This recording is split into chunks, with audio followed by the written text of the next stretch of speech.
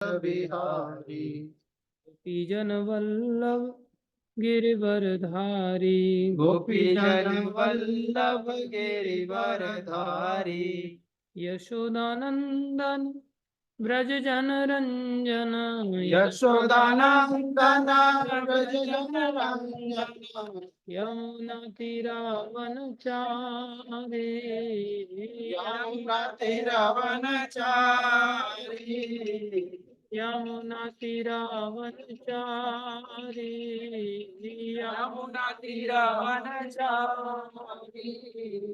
जय राधा माधव कुंज बिहारी। जय राधा माधव कुंज बिहारी जय राधा माधव कुंज बिहारी। जय राधा माधव कुंज बिहारी गोपीजन वल्लभ गिरिवरधारी। गोपीजन वल्लभ गिरिवरधारी हरे कृष्णा कृष्णा कृष्णा हरे हरे राम हरे कृष्णा कृष्णा कृष्णा हरे हरे हरे राम राम राम हरे हरे हरे कृष्णा कृष्णा हरे राम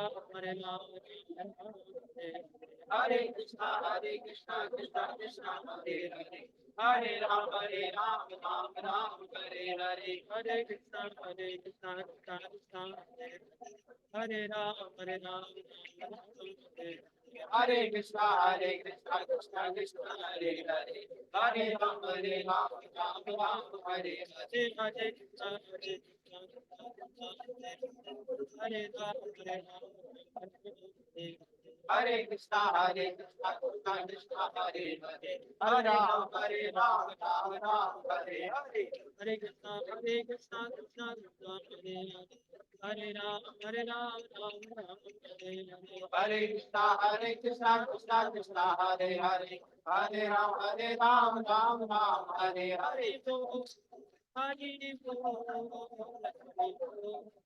हरि बोल निताय गौर हरि बोल हरि बोल हरि बोल हरि बोल जय जय प्रभुपाद प्रभुपाद प्रभुपाद जय जय प्रभुपाद प्रभुपाद प्रभुपाद जय जय गुरुदेव गुरुदेव जय जय गुरुदेव गुरुदेव गुरुदेव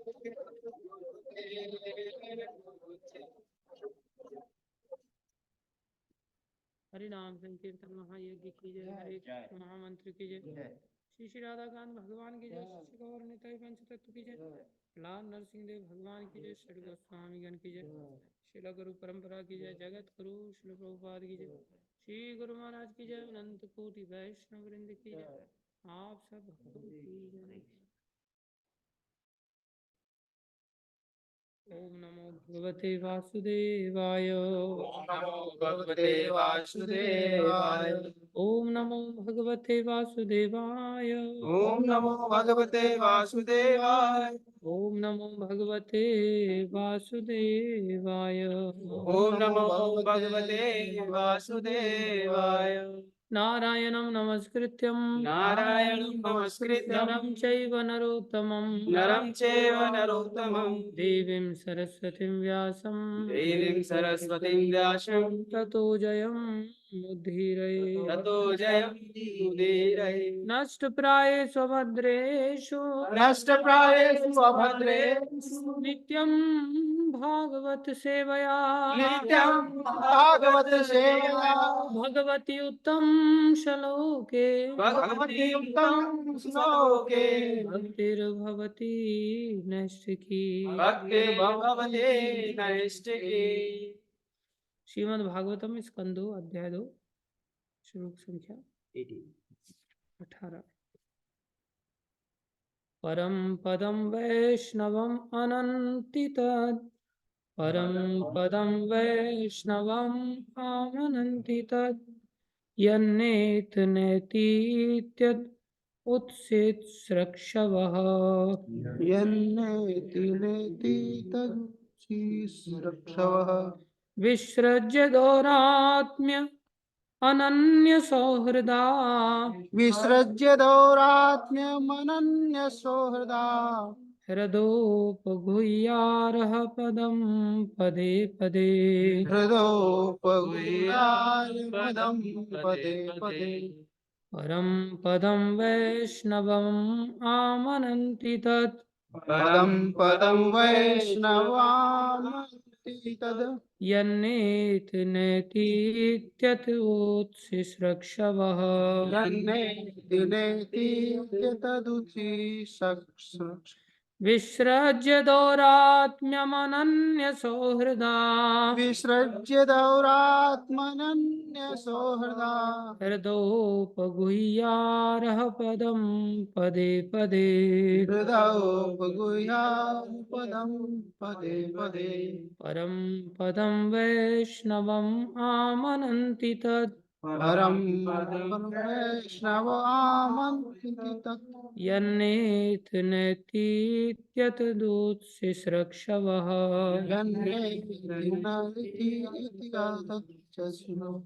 विसृज्य दौरात्म्यमनन्य सौहृदा विसृज्य दौरात्मनन्य सौहृदा हृदोपगुह्यारः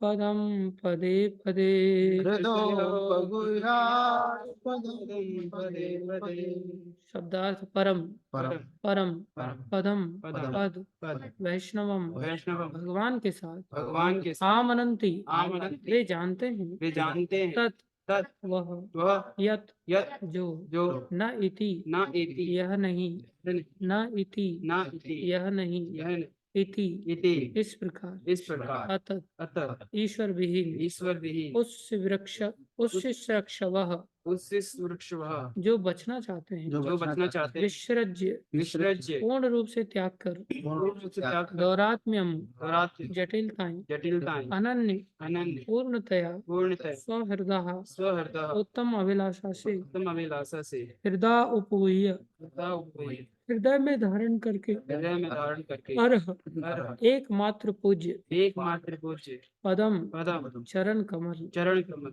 पदे पदे पदे पदे पदे क्षण क्षण में क्षण क्षण शब्दार्थ योगी जन ईजन ईश्वर विहीन ईश्वर विहीन प्रत्येक वस्तु से प्रत्येक वस्तु से बचना चाहते हैं बचना चाहते हैं क्योंकि उन्हें क्योंकि उन्हें उस उस परम स्थिति का परम स्थिति का पता है पता है जिसमें प्रत्येक वस्तु प्रत्येक वस्तु भगवान विष्णु से भगवान विष्णु से संबंधित है संबंधित है अतएव अतएव वह शुद्ध भक्त वह शुद्ध भक्त जो कि भगवान से पूर्ण पूर्ण ऐक्य रखता है एक रखता है जटिलताएं उत्पन्न नहीं करता अपितु भगवान के चरण कमलों को हृदय में धारण करके उनकी प्रत्येक क्षण पूजा करता है तात्पर्य अर्चनी वंदनी प्रातः स्मरणी जयतु श्री प्रभुपाद जी द्वारा श्री प्रभुपाद की भगवत गीता में मद धाम अर्थात मेरा धाम का कई बार उल्लेख किया गया है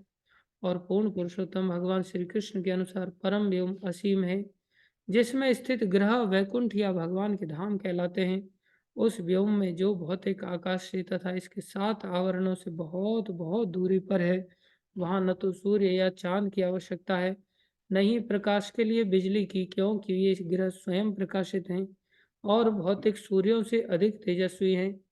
भगवान के शुद्ध भक्तों का भगवान के साथ पूर्ण रूप से मेल होता है, अथवा दूसरे शब्दों में वे भगवान को अपना एकमात्र विश्वस्त मित्र तथा सुहृद मानकर सदैव भगवान के विषय में सोचते हैं। वे ब्रह्मांड के स्वामी ब्रह्मा समेत सारे संसारी प्राणियों की कोई परवाह नहीं करते, केवल उन्हें ही निश्चित रूप से वैकुंठ ग्रहों के विषय में स्पष्ट दृष्टि या धारणा हो सकती है। ऐसे शुद्ध भक्त परमेश्वर के परिपूर्ण निर्देशन में रहकर दिव्य ज्ञान की किसी कृत्रिम चिंता में नहीं पड़ते और न ही वे ब्रह्म क्या है माया क्या है इसकी व्याख्या में समय गंवाते हैं। वे न तो अपने को भगवान के साथ झूठा तदाकार हुआ मानते हैं, न यह तर्क करते हैं कि ईश्वर का अलग से अस्तित्व नहीं है या कि ईश्वर है ही नहीं या जीव ही ईश्वर है। या जीव ईश्वर अवतरित होते हैं, या जब ईश्वर अवतरित होते हैं तब वे भौतिक शरीर धारण करते हैं, न ही वे किसी अस्पष्ट चिंतन सिद्धांत से चिंतित रहते हैं जो वास्तव में दिव्य ज्ञान के मार्ग में कई प्रकार से अवरोधक होते हैं। निर्विशेषवादी या अभक्त वर्ग के अतिरिक्त ऐसे भी वर्ग हैं जो अपने आप को भगवत भक्त कहते हैं, किंतु हृदय में मोक्ष की भावना छिपाई रखकर निर्विशेष ब्रह्म से तदाकार होना चाहते हैं। वे खुले व्यभिचार द्वारा भक्ति का अपना गलत मार्ग निकाल लेते हैं और दूसरे ऐसे लोगों को भी मार्गच्युत करते हैं जो निरे मूर्ख या उन्हीं के समान ही व्यभिचारी होते हैं। विश्वनाथ चक्रवर्ती के अनुसार ये सारे अभक्त तथा व्यभिचारी महात्माओं के वेश में दुरात्मा होते हैं। ऐसे अभक्त तथा लंपट इस श्लोक में सुखदेव गोस्वामी द्वारा अध्यात्मवादियों की सूची से विलग कर दिए गए। इस तरह वैकुंठ लोक वास्तव में श्रेष्ठतम आवास स्थान है जिन्हें परम पदम कहा जाता है। निर्विशेष ब्रह्म ज्योति भी परम पद कहलाती है, क्योंकि सूर्य की किरणों के समान ही ये वैकुंठ लोक की किरणें हैं। भगवत गीता के 14वें अध्याय के 27वें श्लोक में स्पष्ट कहा गया कि निर्विशेष ब्रह्म ज्योति भगवान के शरीर पर आधारित रहती है, और चूंकि प्रत्येक वस्तु प्रत्यक्ष तथा अप्रत्यक्ष रूप से ब्रह्म ज्योति पर निर्भर रहती है, अतएव प्रत्येक वस्तु भगवान से उत्पन्न होती है, उन्हीं पर आश्रित रहती है और प्रलय के बाद उन्हीं में विलीन हो जाती है। अतएव उनसे कोई वस्तु स्वतंत्र नहीं है। भगवान का शुद्ध भक्त अपना समय अब्रह्म एवं ब्रह्म में अंतर करने में नहीं गंवाता, क्योंकि वो भली भांति जानता है कि भगवान परम ब्रह्म अपनी ब्रह्म शक्ति से हर वस्तु में गुथे हुए हैं। इस तरह भक्त प्रत्येक वस्तु को भगवान की संपत्ति के रूप में देखता है। भक्त हर वस्तु का उपयोग उन्हीं की सेवा में करना चाहता है, और वह प्रकृति पर अपनी अनुचित प्रभुता जताकर के किसी प्रकार की जटिलता उत्पन्न नहीं करता। वह इतना आज्ञाकारी होता है कि अपने आप को तथा हर वस्तु को भगवान की दिव्य प्रेम में इस सेवा में लगाता है। भक्त हर वस्तु में भगवान का दर्शन करता है और भगवान में हर वस्तु को देखता है। दुरात्मा द्वारा उत्पन्न किया गया उत्पाद उसकी इस धारणा के कारण घटता है कि भगवान का दिव्य रूप कभी कभी भौतिक होता है। ओम अज्ञानमतिमिरन्धस्य ज्ञानञ्जनशलाकया चक्षुरुन्मीलितं येन तस्मै श्रीगुरवे नमः।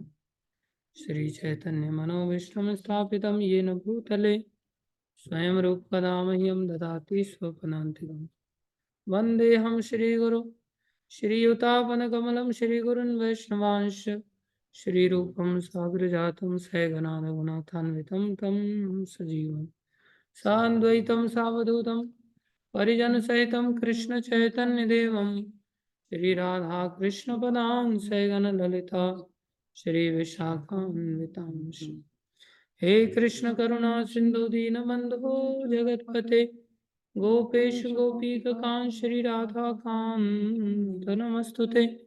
तप्त कांचन गौरंगी राधे वृंदावनेश्वरी वृषभानुसुते देवी प्रणमामि हरिप्रिये। वाञ्छाकल्पतरुभ्यश्च कृपा सिन्धुभ्य एव च पतितानां पावनेभ्यो वैष्णवेभ्यो नमो नमः। जय श्री कृष्ण चैतन्य प्रभु नित्यानंदा श्री अद्वैत गदाधर शिवासादि गौरवृंद।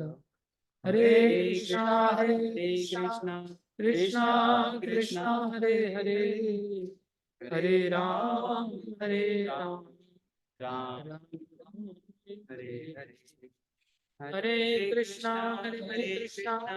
कृष्णा कृष्णा हरे हरे हरे राम राम राम हरे हरे।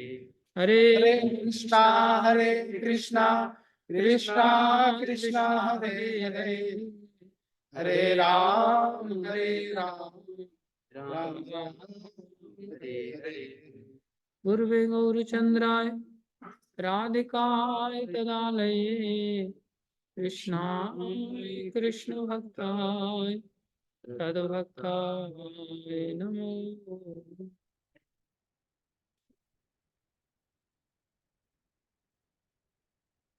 हरे कृष्ण। सभी भक्तों का हार्दिक अभिनंदन है, स्वागत है।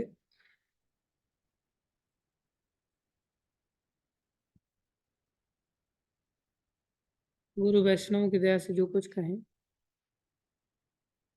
कृपा करके ध्यान से सुनो। देखो यहाँ पर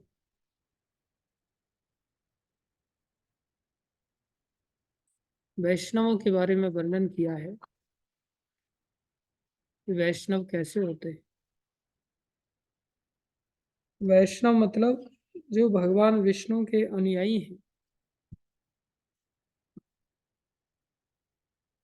विष्णु और कृष्ण में कोई अंतर नहीं है।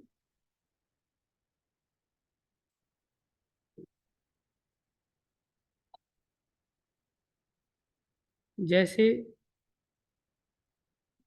समस्त वेद हैं, जो वेद हैं वो सभी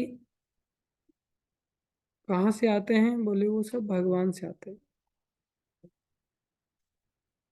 तो जो वेद हैं उनमें और प्रणवः सर्ववेदेषु, गीता में भगवान ने कहा, जो ओंकार है, जो ओम शब्द है, उससे ही तो वेद आए हैं। इसलिए वेद में और ओम में कोई अंतर नहीं है। और जो ओम शब्द है वो कहाँ से प्रकट हुआ है? बोले वो भगवान विष्णु से आया। महाविष्णु से ही तो सृष्टि आरंभ होती है, उनकी सांस के माध्यम से।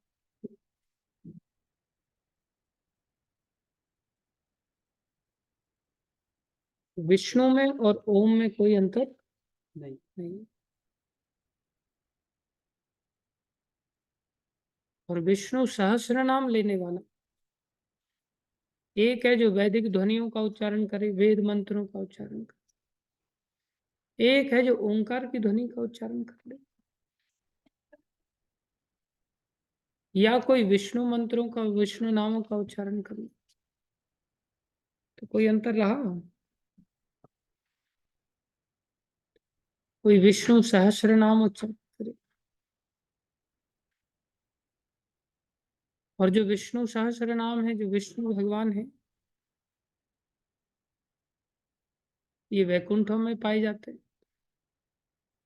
अनंत वैकुंठ है आध्यात्मिक जगत में। उससे ऊपर, वैकुंठों से ऊपर साकेत धाम पाया जाता है, जिसे अयोध्यापुरी कहते हैं। तो फिर विष्णु में और राम में कोई अंतर रहा? बोले कोई अंतर नहीं। बल्कि एक राम नाम में 1000 विष्णु नाम हो जाते। एक राम नाम में 1000 विष्णु नाम हो जाते। उससे भी ऊपर फिर द्वारकापुरी है, जहाँ द्वारकाधीश भगवान कृष्ण रहते हैं। उससे भी ऊपर फिर मथुरापुरी है, जहाँ द्वारकाधीश नहीं है, जहाँ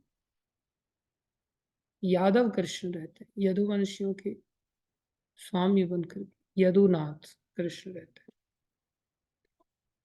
जो वासुदेव नंदन है। वसुदेव नंदन है इसलिए उन्हें वासुदेव कहा जाता है। वहां कौन से कृष्ण रहते हैं? वासुदेव कृष्ण पुत्र बन करके रहते हैं। वहां द्वारका में वो अधिपति बन करके रहते हैं। उससे भी ऊपर फिर वृंदावन है, जहाँ कौन से कृष्ण रहते हैं? वासुदेव कृष्ण रहते हैं। बोले नहीं, वहां ब्रजेंद्र नंदन कृष्ण रहते हैं। कौन से कृष्ण? ब्रजेंद्र नंदन। ब्रजेंद्र नंदन। ब्रज के जो इंद्र हैं, कौन है ब्रज के इंद्र? ब्रज के राजा। जैसे देवेंद्र, देवेंद्र मतलब देवताओं के राजा, ऐसे ही ब्रज के राजा ब्रजेंद्र कौन है? नंद बाबा। कौन है? नंद बाबा। नंद बाबा। उनके नंदन कौन है?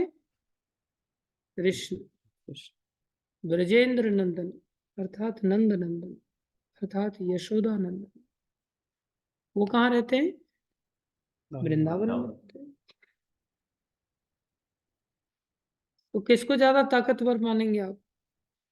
जो अस्त्र शस्त्र से व्यवहार करे, मारे दूसरों को, या खाली हाथ से ही मार दे बिना चक्र पकड़ ले? कौन ज्यादा ताकतवर है? जो हाथ से ही मारते हैं। ठीक है ना? द्वारका में जब कृष्ण रहते हैं तो सुदर्शन चक्र आदि का उपयोग कर लेते हैं, लेकिन वृंदावन में कृष्ण रहते हैं तो किसी अस्त्र शस्त्र का उपयोग नहीं करते। नहीं। मथुरा में भी भगवान कई बार हाथी का दांत वगैरह का उपयोग कर लेते। बोले पीड़ हाथी के दांत निकाल लिए थे भगवान, लेकिन वृंदावन में तो भगवान कभी ऐसा उपयोग करते ही नहीं। कोई व्यक्ति किसी को अपने पैसे से आकर्षित करता है, संसारी ऐश्वर्य से किसी को आकर्षित करता है, वो श्रेष्ठ है या किसी का अपना ही नेचुरल आकर्षण है खुद का ही, वो श्रेष्ठ है? नेचुरल आकर्षण। कृष्ण भगवान ब्रजेंद्र नंदन ऐसे अद्भुत है कि उनका अपना ही नेचुरल आकर्षण है, उनको किसी ऐश्वर्य की जरूरत नहीं है। समझ रहे? उनको किसी को आकर्षित करने के लिए ऐसा नहीं कि बंसी बजाना ही पड़ेगा।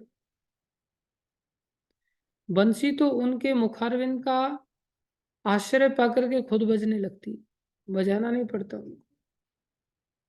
बंसी तो होठों का स्पर्श पाकर के खुद ही गाने लगती, खुद ही बजने लगती। ये आकर्षण है श्री कृष्ण के होठों का। संसार में ऐसे होठ दिखाई दे सकते हैं कहीं? नहीं।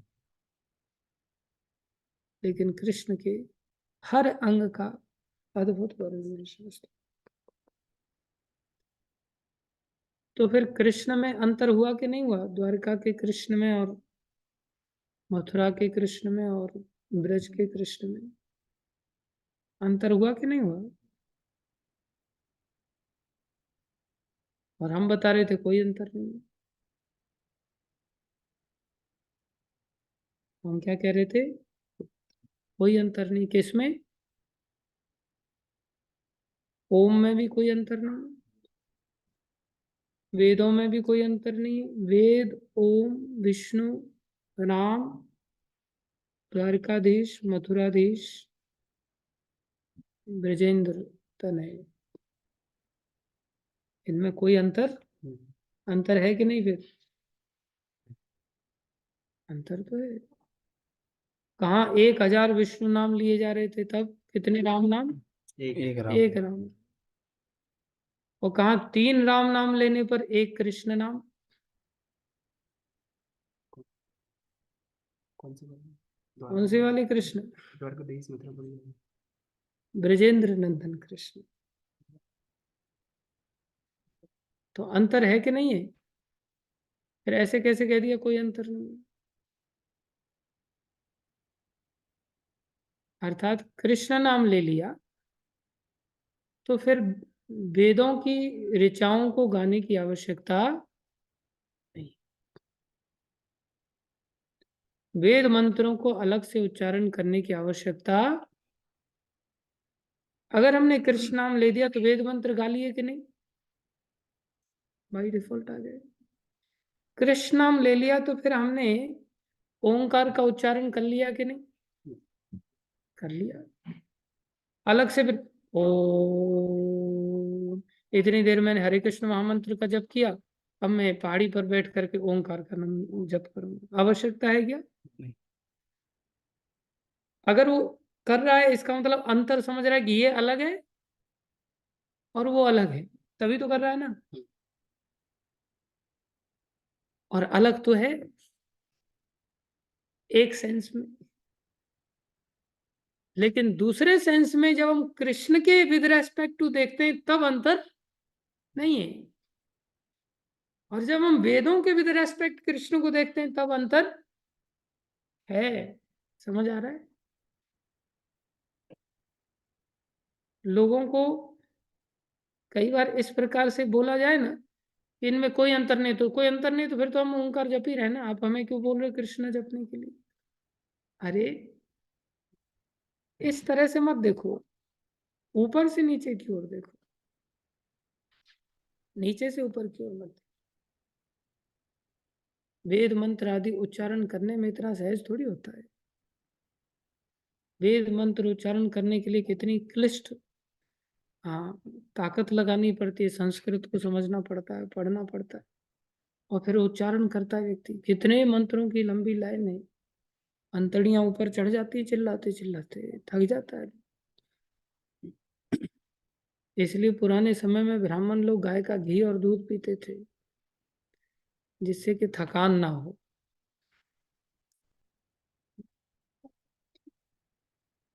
लेकिन सहज क्या है? सहज क्या है? ओंकार की ध्वनि कर लो। उससे भी सहज क्या है? विष्णु नाम। उससे भी सहज क्या है? राम नाम। और उससे भी सहज क्या है? कृष्ण। कृष्ण ले लिया, अब कुछ करने की आवश्यकता नहीं रह। तो जो कृष्ण भक्त हैं उनको वैष्णव कहा जाएगा कि नहीं? क्यों कहा जा रहा है उनको वैष्णव, जबकि उनको कृष्णव कहा जाना चाहिए था? भगवान विष्णु के भक्तों को वैष्णव कहा जाता है, कृष्ण के भक्तों को वैष्णव क्यों कहा जाता है? क्योंकि वो लोग तो बाई डिफॉल्ट वैष्णव है ही। वो लोग तो बाई डिफॉल्ट वैष्णव है ही, अपने आप ही वैष्णव। जब ब्रह्मा जी आए, बछड़ों को चुरा करके ले गए, ग्वाल वालों को चुरा करके ले गए। ब्रह्मा जी आए देखने के लिए, तो देखा ग्वाल वाल बछड़े वहां खेल रहे हैं ऑलरेडी। तो और ध्यान से देखने लगे, ये वही ओरिजिनल है क्या जिनको मैं लेकर के गया था? मैं तो वहां छोड़ करके आया, ये लोग यहाँ कैसे आ गए?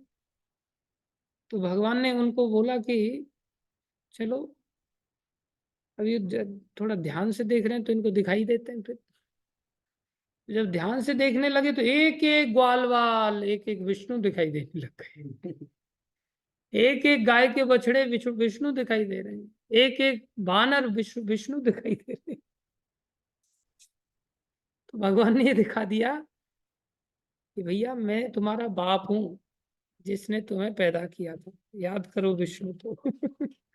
तुम मुझे छोटा सा कृष्ण समझ रहे हो, कृष्ण को तो तुम जानते नहीं हो, इसलिए मैं कैसे तुम्हें सिद्ध करूं कि मैं तुमसे ज्यादा शक्तिशाली हूं। कृष्ण रूप में तुम्हें मेरी अंडरस्टैंडिंग हो नहीं रही है, तुम मुझे बाप रूप में जानते हो, और पिता रूप में मैं कौन हूं तुम्हारा? ब्रह्मा जी कहाँ से पैदा हुए थे? विष्णु भगवान की नाभि से। तो भगवान ने क्या रूप दिखाया उनको? विष्णु रूप दिखाया, और समझा दिया कि मैं कौन हूँ? बाप। तुम्हारा पिता हूँ। तब झुक गए एकदम, चो हो ये बालक नहीं है। इन्होंने तो सब एक विष्णु नहीं, वो तो यहाँ कई सारे बंदर विष्णु बने घूम रहे हैं। ब्रज के बंदरों की जो भगवान के साथ खेलते हैं, उनकी ताकत तो देखो। सब ब्रह्मा के बाप हैं। अभी भी आप वृंदावन में चले जाओ तो आपको परिक्रमा में लड्डू ऐसे दिखाई पड़ेंगे पड़े हुए परिक्रमा मार्ग में। बंदर भी नहीं खाते, चने दुनिया भर के परिक्रमा मार्ग में पड़े रहेंगे, बंदर खाते ही नहीं, पेट भरे रहते हैं उनके। विष्णु के बाप है ना, ब्रह्मा के बाप है। ये ब्रज की महिमा है। फ्रूटी खाते हैं वो लोग, बात है। खैर, भगवान के अंदर और विष्णु भगवान के अंदर कोई अंतर नहीं। लेकिन ऐसा नहीं समझना चाहिए कोई अंतर नहीं है तो इसका मतलब विष्णु का नाम लेने से और कृष्ण का नाम लेने से बराबर फल की प्राप्ति हो, बोले नहीं। विष्णु का नाम लेने से, कृष्ण का नाम लेने से बराबर फल की प्राप्ति नहीं होगी, बल्कि कृष्ण का नाम लेने में विष्णु का नाम अपने आप आ जाएगा। कृष्ण का नाम लेने से अधिक फल की समझ आया? तो जो कृष्ण के भक्त होते हैं उन्हें भी वैष्णव कहा जा सकता है, कहा जाता है। तो ऐसे वैष्णव होते कैसे हैं, उनके बारे में कहा जा रहा है यहाँ। परम पदम वैष्णवम। क्या भैया तुम बहुत खटर पटर कर रहे हो अभी, ऐसा क्या इमरजेंसी आ गया इतना? अच्छा।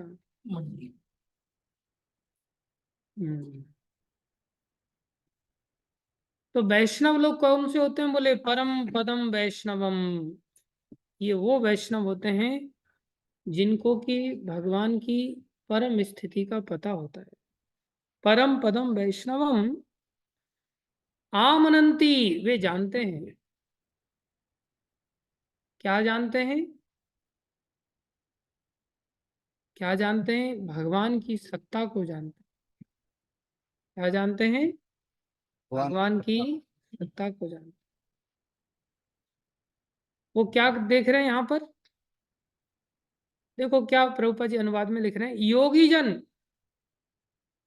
ईश्वर विहीन प्रत्येक वस्तु से बचना चाहते हैं।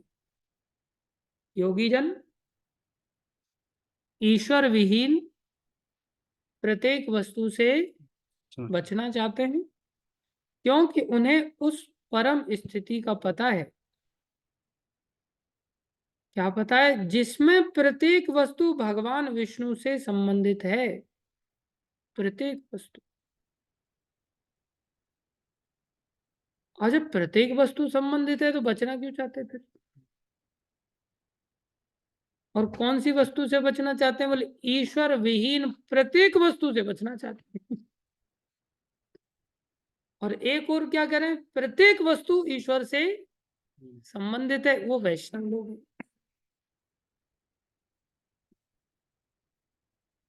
अब बताओ, जब प्रत्येक वस्तु कृष्ण की हो गई, प्रत्येक वस्तु ईश्वर युक्त हो गई, तो ईश्वर विहीन कहाँ रही?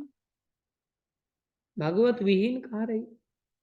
और जब भगवत विहीन नहीं रही तो फिर भक्त लोग किसी से बचना क्यों चाहेंगे? और यहाँ कहा भक्त लोग जो भक्ति, जो ईश्वर विहीन वस्तु है उससे बचना चाहते। कैसे लेना चाहिए फिर इसको? जब कोई वस्तु संसार में है ही नहीं जो भगवान की सत्ता से रहित हो, भगवान के संबंध से रहित हो, और जो वैष्णव होते हैं वो ऐसी वस्तुओं से बचना चाहते हैं। कितनी वस्तुओं से बचना चाहते हैं? ऐसी प्रत्येक वस्तु से बचना चाहते हैं, हर वस्तु। और कोई वस्तु को वो ये भी समझते हैं कि भगवान से रहित नहीं, सब भगवान से संबंधित है। विपरीत बातें हैं कि नहीं? तारतम्य में बैठता है क्या? तारतम्य में बैठता है क्या? नहीं। जैसे वाल्मीकि जी ने, जब भगवान राम माता जानकी की परीक्षा ले रहे थे,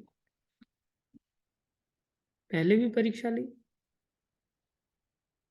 रावण की अशोक वाटिका से जब उन्होंने उनको ग्रहण किया, अग्नि परीक्षा हुई। लेकिन अयोध्या के लोगों ने प्रश्न खड़ा कर दिया, हमने थोड़ी देखी थी। तब वहां पर फिर से उनको परीक्षा के लिए प्रस्तुत होना पड़ा। भगवान ने त्याग कर दिया था उनका। वाल्मीकि जी ने उनके पुत्रों का लालन पालन करके रामायण पढ़ा दिया था। लव कुश, लव कुश के माध्यम से फिर अयोध्या में बात फैल गई कि भाई जानकी जी को वापस बुलाया जाए। जानकी जी को वापस बुलाने का दबाव पड़ा। बहुत सारे अयोध्या वासियों ने रामायण को सुन करके अपने हृदय में परिवर्तन पाया। तो फिर जानकी जी को लाया गया, लेकिन सभा में ही एक आध व्यक्ति बोल पड़ा परीक्षा तो देनी पड़ेगी। तब वाल्मीकि जी खड़े हुए, और बड़ों की परीक्षा ली नहीं जाती, उसमें उनका घाटा नहीं हो तो हमारा ही घाटा हो जाता। क्या हुआ? वाल्मीकि जी ने घोषणा किया, बोले मैं प्रचेता पुत्र। वैसे वो भृगु ऋषि के पुत्र हैं, लेकिन भृगु ऋषि ने प्रचेता का कार्य किया था, इसलिए भृगु ऋषि को भी प्रचेता कहा गया, कार्य करने के लिए। बोले मैं प्रचेता पुत्र अनंत काल से आराधना में युक्त हूं,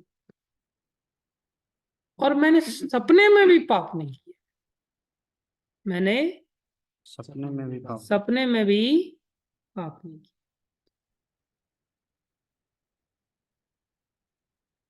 प्रत्यक्ष पाप करना तो दूर की बात है, कैसे कैसे महात्मा होते। बोले मेरी बात पर विश्वास किया जाए। जनक नंदिनी निष्पाप है और इनको राम स्वीकार कर, ऐसे उन्होंने भरी सभा में घोषणा की। यदि ऐसा असत्य हो तो मेरे सारे पुण्य नष्ट हो जाए, जो भी मैंने आराधना की, सारे पुण्य नष्ट। तो यहाँ वाल्मीकि मुनि को जरा सा भी जीवन में कभी पापी के रूप में देखा जा सकता है क्या? लेकिन दूसरी ओर हम देखते हैं, बोले वाल्मीकि इतने पापी थे कि सीधा नाम भी नहीं जप पा रहे थे, डाकू रत्ना करते। ये भी इतिहास देखने को मिलता है। उल्टा नाम जपत जग जाना, वाल्मीकि भय ब्रह्म समान। ये दो विपरीत बातें हैं कि नहीं? एक और तो बोले इतने बड़े महात्मा, और एक और सीधा नाम भी नहीं उच्चारण हो रहा है। तो शास्त्र कभी कुछ कह रहा है, कभी कुछ कह रहा है। बोले हमारा शास्त्र का भंडार इतना विशाल है, इतना विशाल है, इतना विशाल है कि हमारे कई जन्म कम पड़ जाएंगे। दूसरे जो मतांतर हैं, उनके पास तो कुछ है ही नहीं, एक एक किताब है बस, छोटी सी, और उसमें भी विरोधी बातें हैं। ऐसा नहीं वहां विरोधी बातें नहीं, लेकिन वहां पर पहले ही स्टेटमेंट दे दिए गए, आप इसके बारे में प्रश्न नहीं करना, नहीं तो जहन्नुम में जाओगे। पहले से ही स्टेटमेंट दे दिया है, ये है ऐसे ही है, बस मान लो इसको। इसलिए हम लोग कितने अमीर हैं देखना चाहिए, हम गरीब नहीं हैं। हमारी वेल्थ कितनी ज्यादा, हमारे शास्त्रों का भंडार कितना ज्यादा। इन शास्त्रों में थोड़ा सा प्रवेश करने के लिए मनुष्य शरीर मिला है, ये सनातन धर्म हमें मिला है, ये सब कंसेप्ट को बिल्कुल क्लियर करने के लिए मिला है। लेकिन हमें पढ़ते ही नहीं ना, हमें ज्ञान ही नहीं किसी चीज का। शास्त्र में हम घुस जाएंगे तो सारी विरोधी कंसेप्ट सारे दूर हो जाएंगे, सारे दूर हो जाएंगे अपने।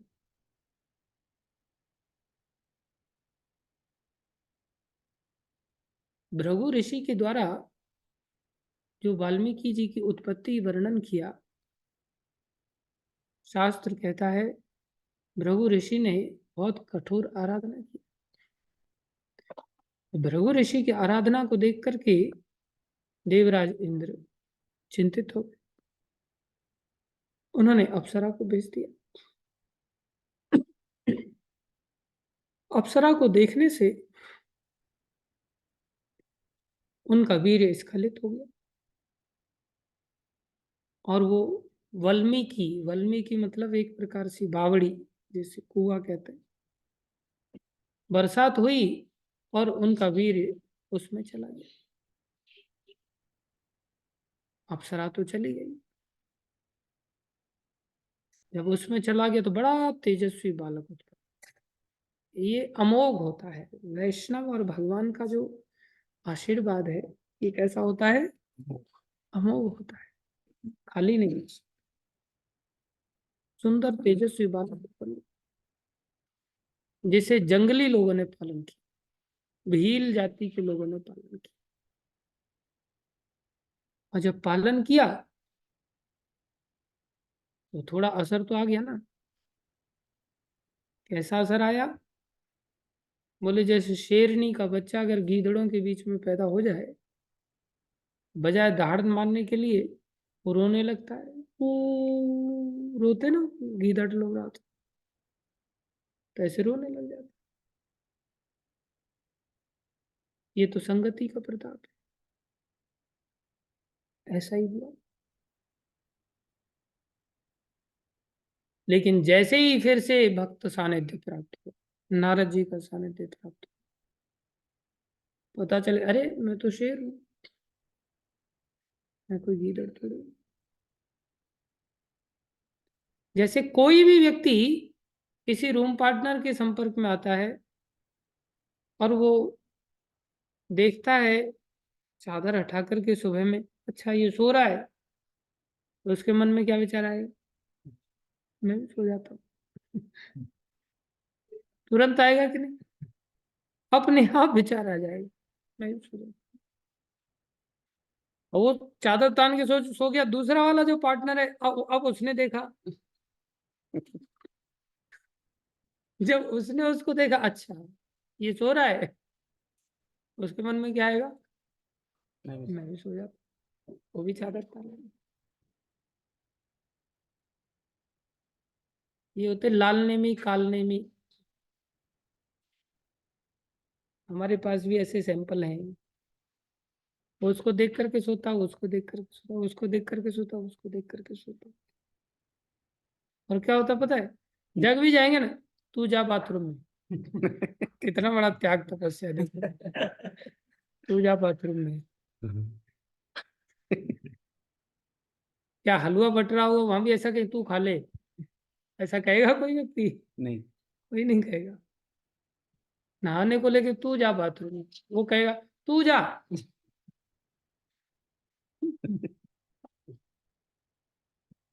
वो कहेगा अगर जूनियर होगा, ठीक है जाता हूँ, दुखी होकर के जाएगा।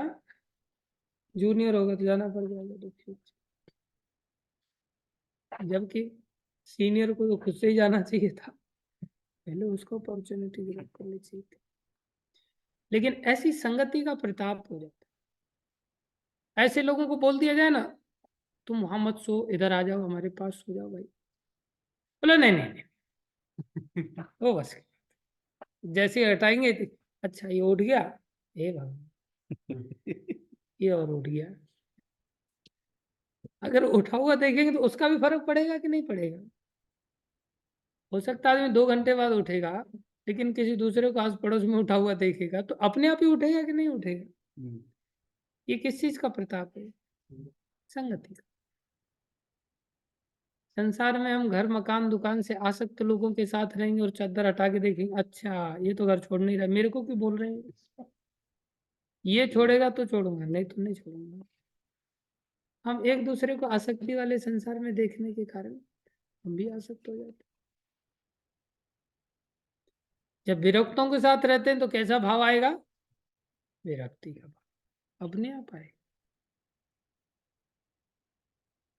जब शेर को शेर का सानिध्य मिलेगा तो फिर गीदड़ वाली हुंकार निकालेगा, शेर की तरह दहाड़े। तो खर्राटे मार रहा था, दहाड़ थोड़ी रहा था। ये संगति का प्रताप। तो वैष्णव के रूप में यहाँ पर वाल्मीकि जी हैं, लेकिन थोड़ी देर के लिए क्या मिला? भीलों का सानिध्य मिल गया, तो क्या बन गए? भील बन गए, डाकू बन गए। बाकी आंतरिक रूप से वो डाकू नहीं थे। जैसे कुछ भक्त लोग हैं ना हमारे आश्रम में, गोवर्धन, एक दूसरा चद्दर हटा हटा करके अच्छा विशेष प्रभु सो रहे हैं भाई, तो नरेश प्रभु भी सो जाते हैं। फिर नरेश प्रभु को कुलदीप जी देखते हैं तो कुलदीप जी भी विश्राम में चले जाते हैं। और कुलदीप आदि इन सब का सानिध्य पा करके आज तो अमरकंटक जी भी प्रभावित हो गए। इधर मन्यांशु प्रभु को देखा गुरुकुल के बच्चन, अच्छा ये सो रहे हैं, तो फिर उन्होंने भी चादर खींच दी आज। उप्रेती जी भी चले गए आज तो, गोविंद गोपाल जी भी लेट आए, सब के सब लेट आए। ऐसा मत किया करो भाई, सब लोग समय पर आया करो। लेकिन आखिर में ये लोग भक्त तो हैं, लेकिन उतने बड़े भक्त भी नहीं है अभी। कभी वैष्णव वाले हुंकार मारते हैं तो कभी गीदड़ वाले हुंकार आ जाते हैं। हमारे साथ ये जद्दोजहद होती है। कभी कोई वस्तु हमें ऐसी नजर आती है ये तो भगवान से संबंधित है, और कभी वही वस्तु हम अपने भोगों से संबंधित बना देते हैं। इसलिए जब हमारे अंदर भक्ति नहीं है तो सारी सृष्टि भक्ति भगवत विहीन नजर आई। जैसे चाकू बुरा है या अच्छा है? कहा जाए भक्त लोग बुराई से दूर रहते हैं और अच्छाई को ग्रहण करते हैं। अब चाकू बुरा है या अच्छा है? यूज किस तरह से किया जा रहा है उसके अनुसार चाकू अच्छा भी और बुरा भी है। तब यूज करने का जो रोल है वो चाकू का है या यूजर का है? यूजर का। यूजर का है। तो चाकू ऐसा सोचेगा कि मेरे को मुर्गी काटने में क्यों लगा रहे हो, मेरे को आलू क्यों नहीं काट रहे हो, मेरे को खरबूज काट करके भगवान को भोग में क्यों नहीं लगा रहे हो? चाकू ऐसा कहेगा या यूजर ऐसा कहेगा? यूजर। चाकू यूज करने वाला ऐसा कहेगा। इसलिए संसार का कुछ भी बुरा नहीं है अगर हम वैष्णव हैं तो। वो क्या करेगा? Best use of bad bargains, गंदगी का भी सदुपयोग करें। और अगर हम वैष्णव नहीं है, अगर हम वैष्णव नहीं है तो मंदिर को भी भोगों का अड्डा बना दे, मंदिर को भी सोने का खाने का अड्डा बना दे। खतरनाक है। कल मेरे को कन्हैया प्रभु ने एक मैसेज भेजा, उसमें प्रभुपाद जी लिख रहे हैं, one who can not wake up early in the morning, अगर कोई सुबह में जल्दी नहीं उठ सकता, then he is not serious in spiritual life. वो आध्यात्मिक जीवन को समझ ही नहीं सकता, गंभीर नहीं है। प्रभुपाद जी लिखते हैं, दैट इज द टेस्ट, ये टेस्ट है, ये परीक्षा है कि कौन गंभीर है और कौन गंभीर नहीं। तो कुछ लोग मंदिर में भी जाकर के 8 बजे तक खर्राटे मारने की चेष्टा कर, उधर भगवान उठ गए, प्रभु जागत हैं हम सोवत हैं, यह प्रीतिकरण की रीति नहीं। जिनकी हम सेवा कर रहे हैं वो स्वामी तो जग गए, लेकिन हमें जरा सा बुरा भी नहीं लगता, अरे भगवान जग गए। क्यों? हम वैष्णवी नहीं है ना, भगवान है ऐसा भी नहीं मानते। एक बार महाराष्ट्र में गुरु महाराज आए, तो हम लीडर थे वहां के, तो महाराज आए, महाराज मंगल आरती गा रहे और हम ही नहीं पहुंचे। लीडर को तो पहुंचना चाहिए ना, गुरुजी आए हुए हैं।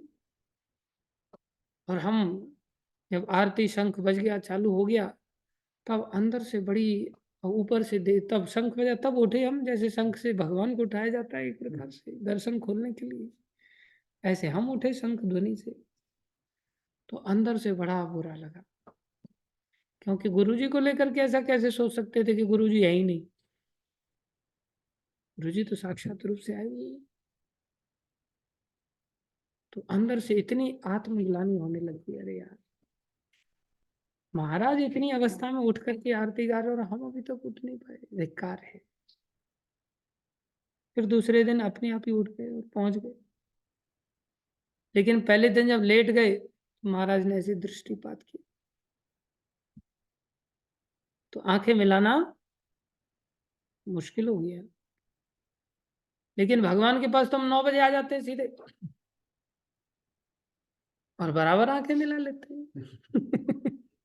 कोई आत्मग्लानि होती है, ऐसा लगता है कि भगवान के साथ कैसे आंखें मिलाएं, ऐसा लगता ही नहीं, कोई फर्क नहीं पड़ता, ऐसा लगता है भगवान है नहीं है कोई लेना देना, विश्वास नहीं भगवान की, भगवान की उपस्थिति का आभास नहीं। इसलिए हम आंखें मिलाने में हिचकिचाते नहीं है। आत्मग्लानि को प्राप्त नहीं होता। आत्मग्लानि हो जाए तो सोना दूभर हो जाए। लेकिन संसार की कुसंगति से ही ऐसा होता है।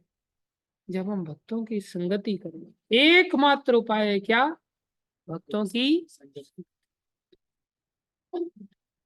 इसलिए प्रभुपाद जी ने हमारी संस्था को बनाया तो इसका आधार दिया। आधार में 4 सिद्धांत दिए।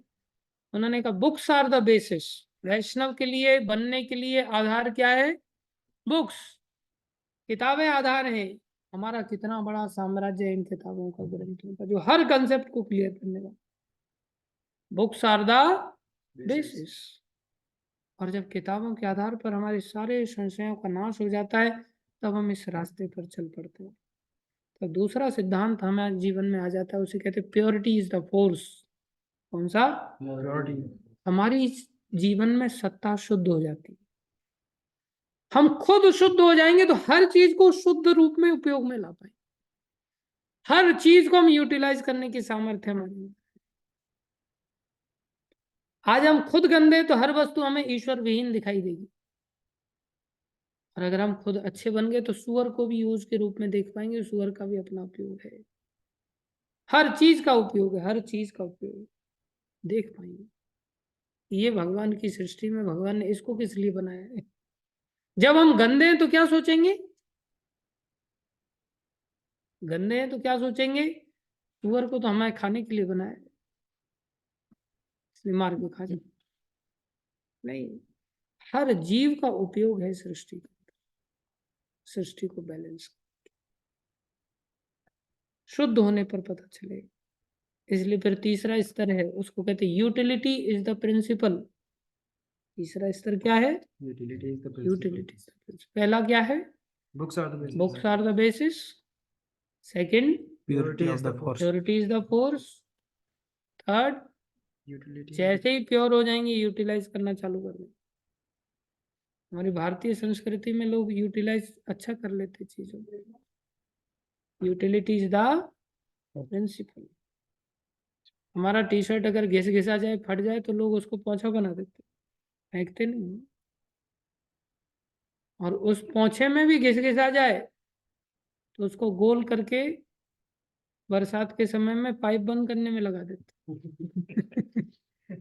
पाइप में घुसेड़ देते। और अगर वहां भी सड़ गया, फिर उसको चूल्हे में डालते, आग जलाने के लिए काम में। Utility is the principle. तो उसके पश्चात प्रीचिंग इज द एसेंस। प्रचार ही सार है। फिर इसका प्रचार प्रसार करते। ये वैष्णव। वैष्णव बनने के लिए पहले थोड़ा चुनाव करना पड़ता है। पहले ऐसी वस्तुओं का त्याग करना पड़ता है, और जिन वस्तुओं को मान रहे हैं कि इनका भगवान से संबंध है, उनके साथ नाता जोड़ो। अभी हमारी ऐसी दृष्टि है क्या सब जगह भगवान को देख पाए? नहीं। मंदिर में देख पा रहे हैं तो इतने वैष्णव बन जाए कि पहले भगवान की मूर्ति में देखना चालू कर दो। फिर धीरे धीरे धीरे धीरे इन किताबों के माध्यम से, फिर नाम जप करने से, फिर हमारा इतना ऊंचा दृष्टिकोण आ जाएगा।